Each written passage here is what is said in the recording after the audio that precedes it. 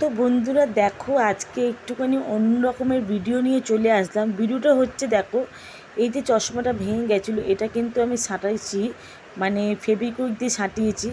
তো চলো বন্ধুরা দেখি কি হয়েছে। তো ফেভিকুইক দিয়ে সাঁটানোর পর এই দেখো চশমাটা তো সেঁটে গেছে, কিন্তু আমার হাতের অবস্থাটা দেখো কি হয়েছে। কি বলবো বন্ধুরা, মানে তখন বাজে হচ্ছে সকাল 9:30, আর 9:30টার সময় জানো তো তোমরা কত আমি মানে সবাই কাজে হয়তো বিজি থাকে। তো এই অবস্থায় এই চশমাটা সাঁটিয়েছি, কিন্তু দুঃখের কথা হচ্ছে যে এই যে চশমাটা কিন্তু আবার সাঁটানোর পর একটু জাস্ট মুছতে গেছি, চশমাটা কিন্তু ভেঙে গেছে। ওই দেখো, তো এই যে তোমার দাদাভাই কাজে বেরাবে, তো এই যে এই চশমাটা দিয়ে পাঠিয়ে দিই। তো এই দেখো এই চশমাটা ছাঁটানোর পরেও কিন্তু ছাঁটলো না, কিন্তু আমার হাতটা এরকমভাবে সেটেছে যে কি বলবো, মানে ছাড়ানো অসম্ভব হয়ে যাচ্ছিলো। তো দেখো আমি এই যে জল খুলে দিয়েছি। তো তোমাদের বাড়িতে কখনও যদি কোনো প্রবলেমে পড়ো, এই জল ছাড়া কোনো কিছুতে এগাবে না তোমরা, ঠিক আছে? জল দিয়ে কিন্তু এই হাতটা খুলবে আমার। তো আমি অনেক চেষ্টা করছি খোলার, তো খুলছে না রীতিমতো। আমার প্রচুর কষ্ট হচ্ছিলো, কারণ হচ্ছে রান্না করতে হবে, রান্না বাকি আছে, আর এই হাত নিয়ে বসে থাকলে কিন্তু আমার হবে না। আর দেখো হাতের মধ্যে যে কালো কালো রঙটা সেটে আছে না, ওটা কিন্তু চশমারই রঙ। আর এই দেখো আমি টেনে ছিঁড়ে বার করব মনে হচ্ছে, কিন্তু আমার শ্বশুর বললো যে টানাটানি করো না, নাহলে কিন্তু ছিলে যাবে, এমনকি রক্তও বেরাতে পারে। তো দেখো এই যে আমি তারপরে করব কি হচ্ছে, একটু বরফ নিয়ে এসে ঘষবো। আর এই দেখো জল দেওয়ার পর কিন্তু এই দেখো মোটামুটি হাতটা কিন্তু খুলেছে। এই দেখো দেখতে পাচ্ছ বন্ধুরা, হাতটা একটু খুলে গেছে। তারপরে হচ্ছে এই যে জ্বালা করছিলো হাতটা খুব, তো এই যে বরফ নিয়ে একটু ঘষে নেবো আমি।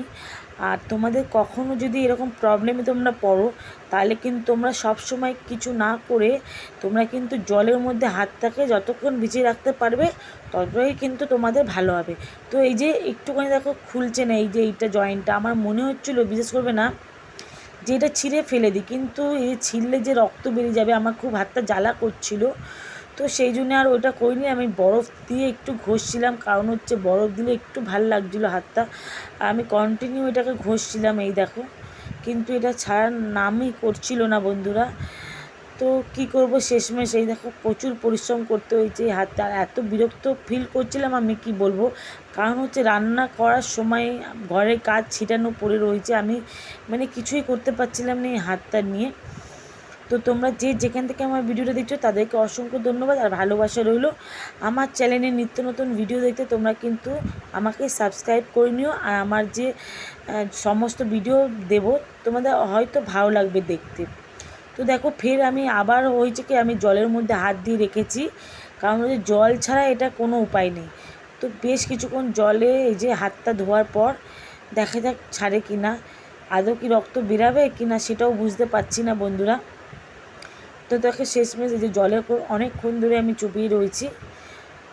আর তোমাদের বলি একটা কথা, যে প্লিজ ভিডিওটা ফুল ওয়াচ করো তোমরা, রিকোয়েস্ট রইলো এটা। আমি খুব বড় ভিডিও দিই না, কারণ হচ্ছে তোমাদের দেখতে কষ্ট হবে বলেই দিই না। এই দেখো বন্ধুরা, শেষমেশ জল দিয়ে কিন্তু আমার এটা হাতটা খুলে গেছে। তো তোমাদের কখনো যদি এরকম তোমরা বিপদে পড়ো, জল ছাড়া কিন্তু কোনো উপায় নেই। তো ভিডিওটা কেমন লাগলো তোমরা কিন্তু জানাতে ভুলো না। এই দেখো বন্ধুরা, এই দেখো জল দিয়ে কিন্তু খুলে গেছে, আর এটা আঠা আছে, ফেভিকুইক আঠাটা সেটে গেছে হাতে। আর এখানে না একটু একটু ব্যথা করছে, মনে হয় একটু লেগেছে চোটটা, তো সেটা পরে উঠে যাবে কোন, আর এই আঠাগুলো পরে তুলে নেবো আমি। তো যাই হোক, এখন যাব রান্না করতে, কারণ হচ্ছে রান্নার প্রচুর দেরি হয়ে গেছে, এই হাতটাকে নিয়ে পড়েছি। তো ভিডিওটা ভালো লাগলে প্লিজ একটা লাইকের আশা রাখি বন্ধুরা। তোমরা ভালো থেকো, সুস্থ থেকো, টাটা বন্ধুরা।